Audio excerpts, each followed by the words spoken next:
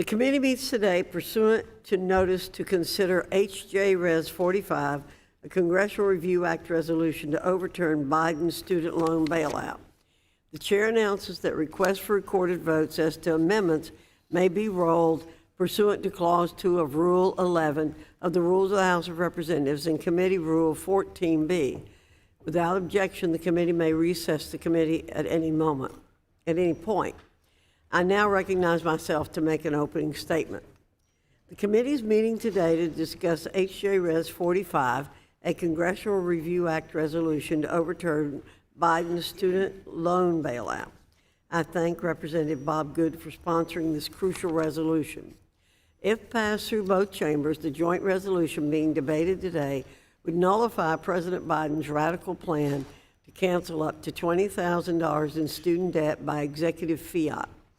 For 2 years, President Biden has attempted to push a free college agenda through radical regulations, including income-driven repayment, executive actions like blanket cancellation, and his permanent pause on repayment. Student loan forgiveness is nothing more than a transfer of wealth from those who willingly took on debt to those who did not or had the grit to pay off their loans. Just 13% of Americans hold student loan debt, and over half is held by graduate students. In other words, President Biden is forcing the very people Democrats claim to care about, low-income families, disadvantaged populations, and blue-collar workers who never stepped foot on a college campus, to pay someone else's tuition bill. How much would it cost the American taxpayer? President Biden's student loan bailout alone will cost taxpayers an estimated $350 billion, according to the Congressional Budget Office. Coupled with his reckless income-driven repayment plan and other expansive regulations, his student loan scams would cost as much as $1 trillion. In fact, at a cost exceeding $3,500 per taxpayer, the president's income-driven repayment plan and mass cancellation represent the most expensive executive actions in American history, period. We have the chart here showing per taxpayer.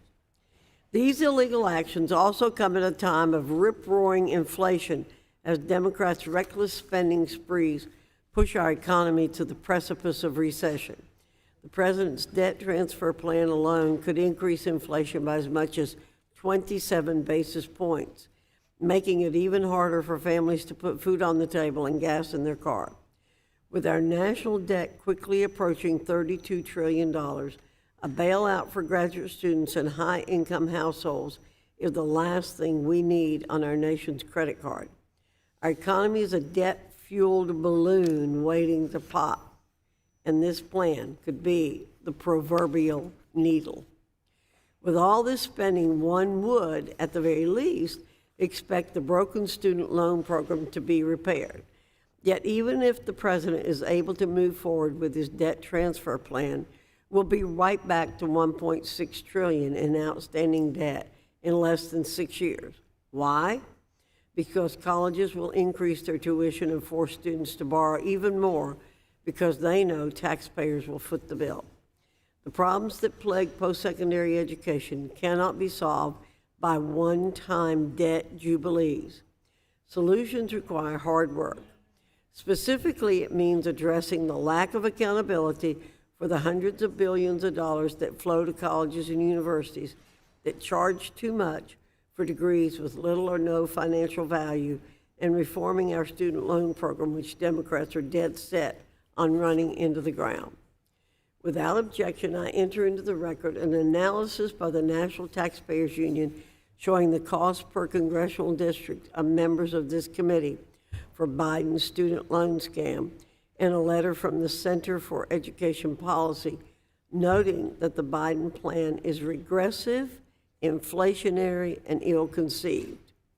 With that, I look forward to today's markup, and I urge passage of H.J. Res. 45.